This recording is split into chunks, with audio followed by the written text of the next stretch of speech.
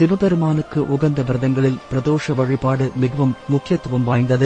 இது தை மாதத்தில் வருவது மிகவும் சிறப்பானதாகும். இந்த ஆண்டு தை மாத தேய்பிறை பிரதோஷம் ஜனவரி 27ஆம் தேதி, அதாவது தை மாதம் 14ஆம் தேதி வருகிறது. இந்த பிரதோஷம் மிகவும் சிறப்பு வாய்ந்ததாகும்.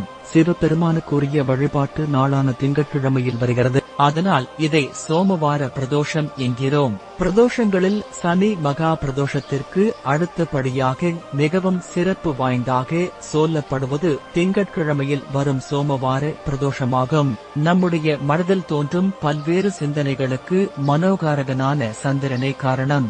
அதனால் சந்திரனை பிறையாக சூடிய எம்பெருமானை இந்த நாளில் தரிசிப்பது அளவில்லாத நன்மைகளை நமக்கு தரும். பிரதோஷ தினத்தன்று மாலையில் 4 மணியிலிருந்து 6 மணிக்குள்ளாக சிவன் கோவிலுக்கு சென்று பிரதோஷ தினத்தில் செய்யப்படும் சோமசூக்த வலம் வந்து நந்தி பகவானையும்